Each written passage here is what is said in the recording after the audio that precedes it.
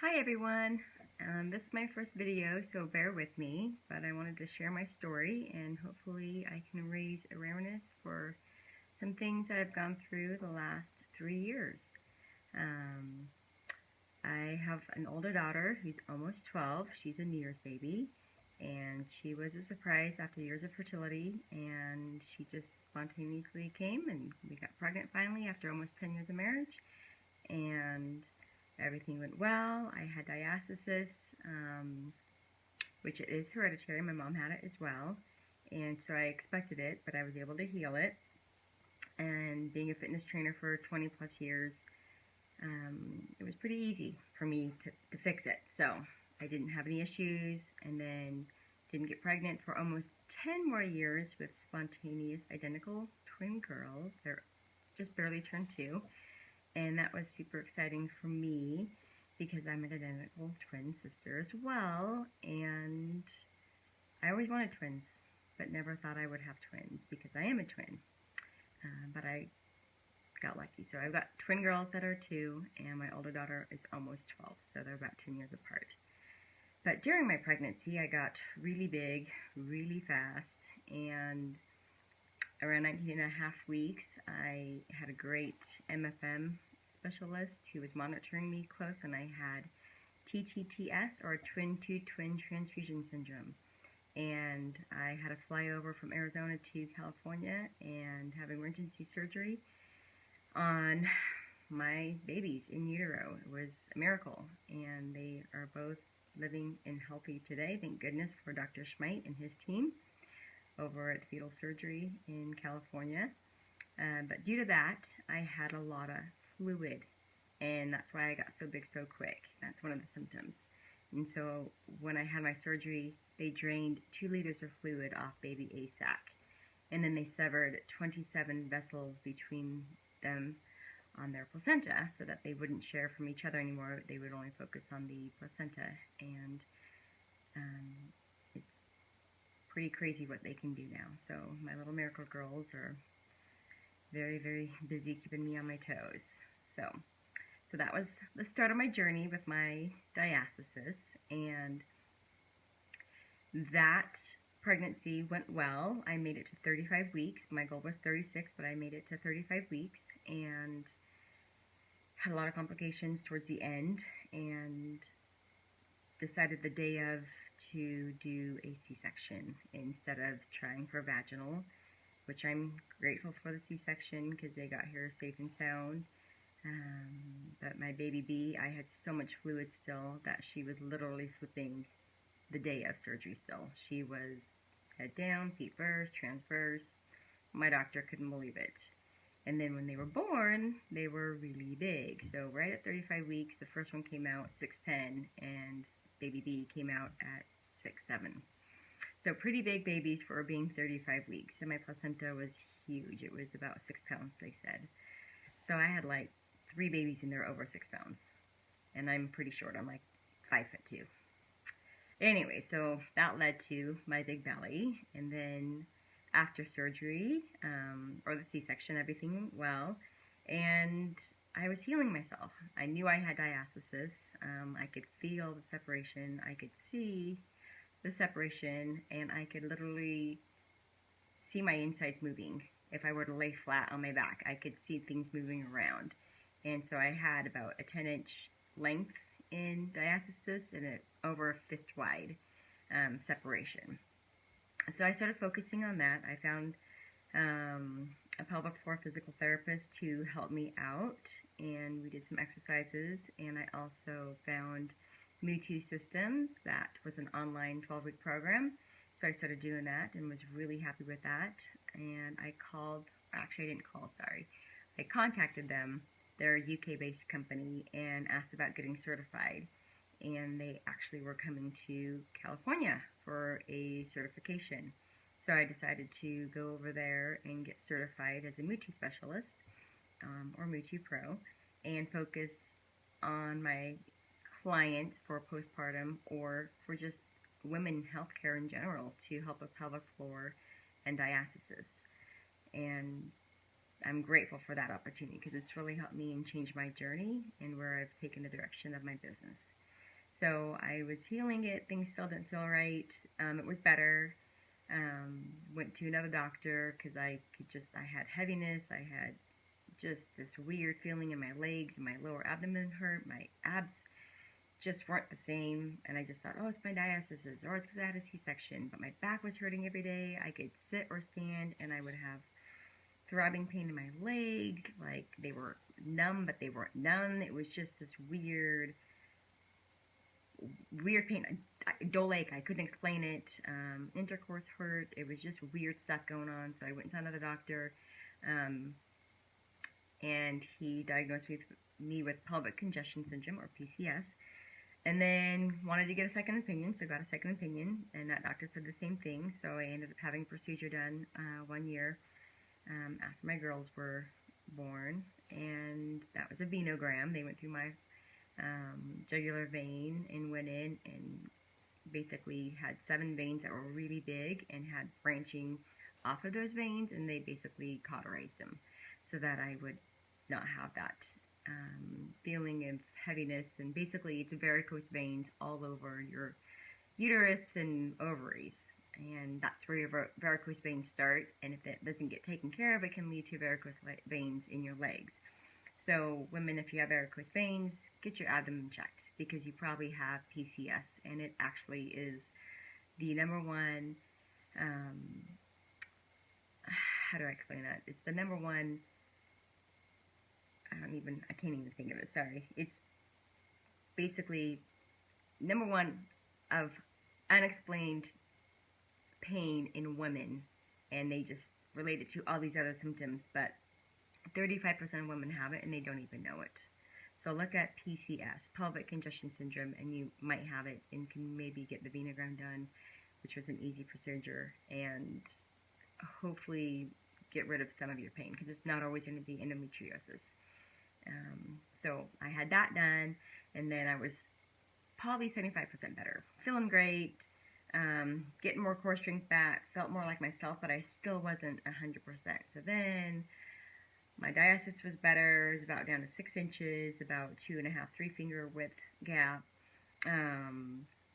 Really careful with what I was doing, but I just didn't feel right. So I saw my primary care, and she referred me to a surgeon who referred me to a surgeon who specialized in hernias, and they said, yep, you got 2 hernias, an umbilical hernia and then one higher up. And I didn't totally like the doctor, bedside manner, and some other things, so I just thought, I'm going to get a second opinion and make sure that's what I really have before I go through with surgery. So I talked to my twin mom friends and other people, like 6 other people that had had hernia repaired and had diastasis as well, and they referred me to some surgeons that I made an appointment with. So I went and saw them for a second opinion consult, and they said the same thing: you've got 2 hernias, and these are your options to fix it. So thinking about what I wanted to do in my future, whether I want to live with that and my diastasis or get it fixed, and being so active and being a trainer, I didn't want surgery, but I wanted to have a functional core again. So I opted for my hernias to be repaired through abdominoplasty or tummy tuck.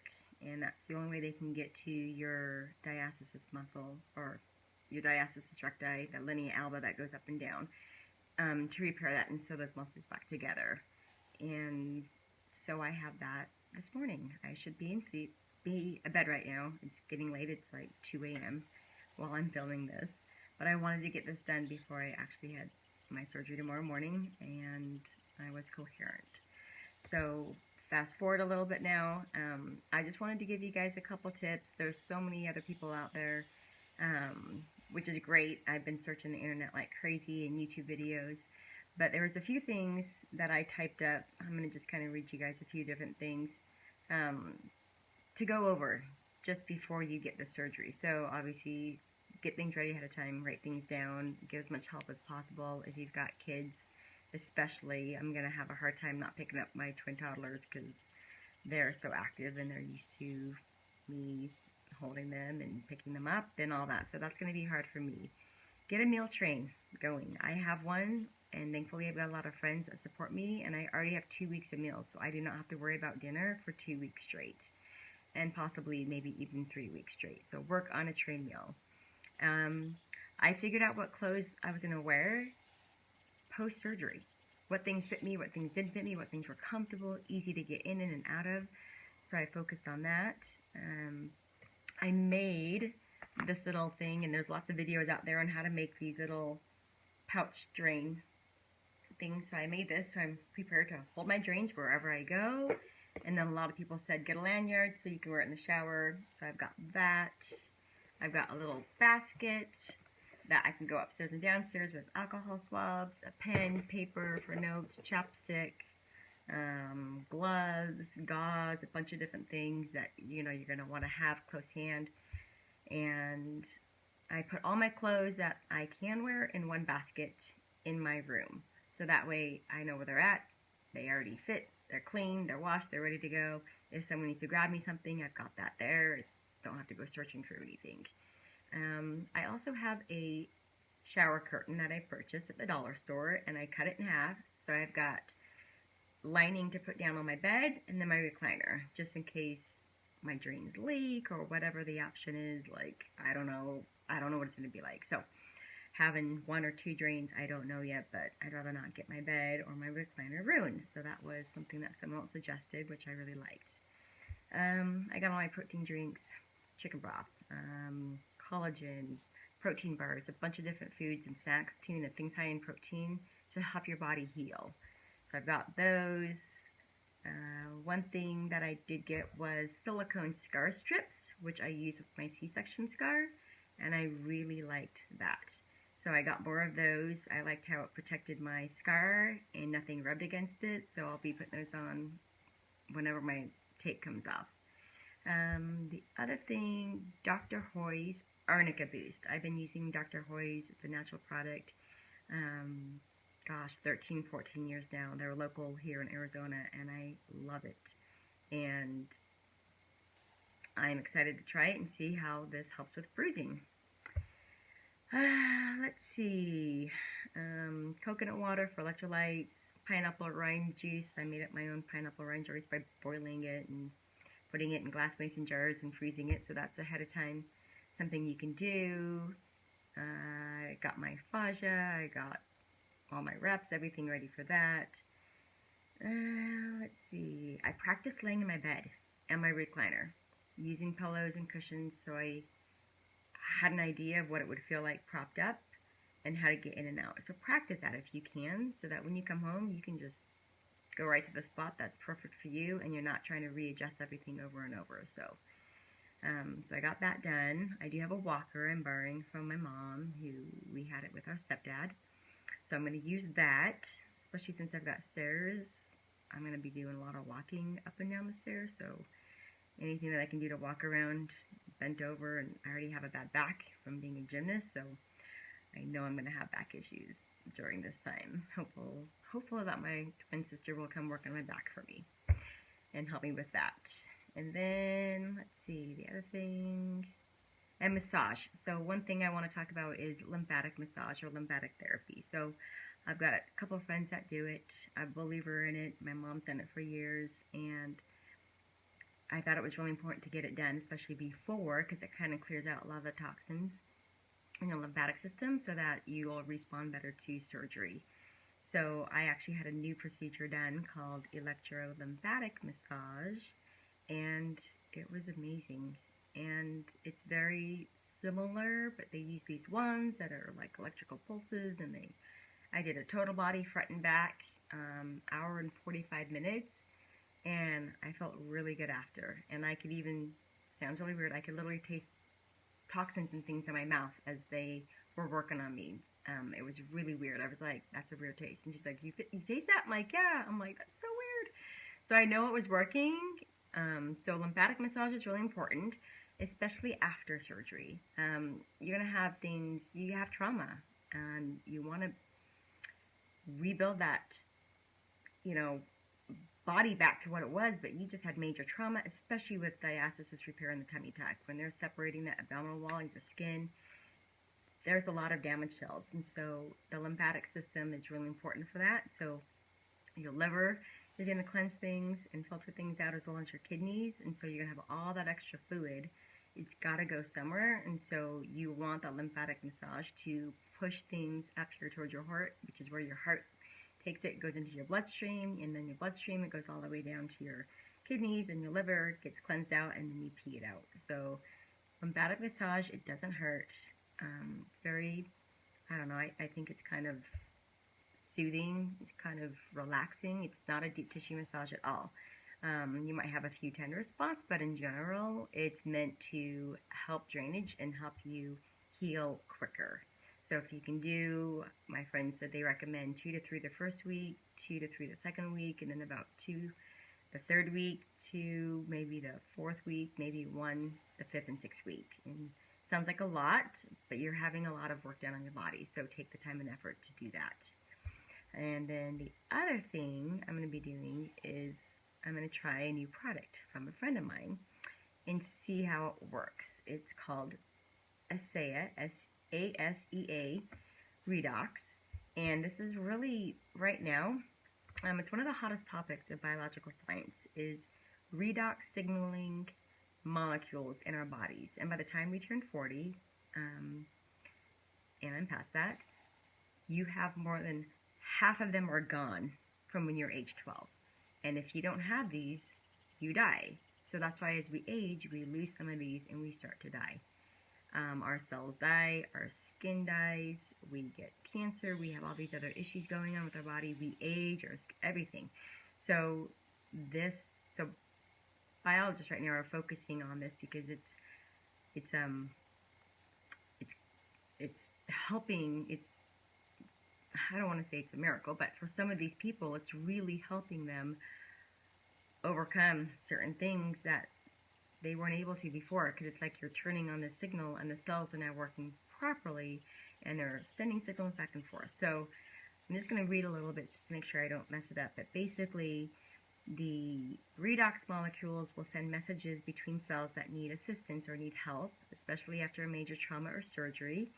Cells will be damaged, so supplementing with redox supplements will help amplify the signals between cells so they can get there quicker.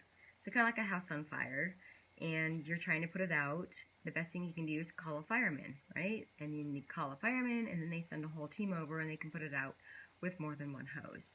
So that's what these cells are doing, is you're trying to activate these cells, and basically you're spreading the word like, hey, we need help, where can we get help? And you're signaling these good cells to go help the bad cells, and the bad cells are getting the help that they need, so you heal quicker. And so this product that I'm going to try, that I bought, and I'm excited to try because it helps you internally. They've got a drink that you can take internally, so it's helping you from the inside out. And then they have some external cream that I'm going to put right on my scar and right around it, so it's going to help me from the outside in. And my friends that have been using this, they specialize in lymphatic as well as scar therapy, and they deal with a lot of cancer patients, and they've seen tremendous results from this. So that'll be part of my journey, is trying that and just seeing how it goes. I know this is a long video. Thanks for listening. I'd love to hear you guys' input, hear from you guys from any other tips. And this is my experience. It's my journey. It's meant to be helpful to those who are interested. So I don't want any negativity. This is just my journey and what I'm going through and what I chose to do. So shoot me an email. Let me know if you have any questions about anything. And I hope you guys have a good day tomorrow. I'm grateful for this week. It's Thanksgiving week, so I've got my husband home on Thursday, Friday to help me out, and my mom to help me out on Monday, Tuesday, Wednesday. And I'm going to keep you guys posted on how things are going to go the rest of the week, I guess. I'll do as many posts as I can and let you guys know what I can do to help you guys in my journey, and hopefully it's not too bad. I have no idea what to expect except for what I've seen on YouTube. So it could be really good, it could be really bad, but praying that it goes really well. So take care. Thanks.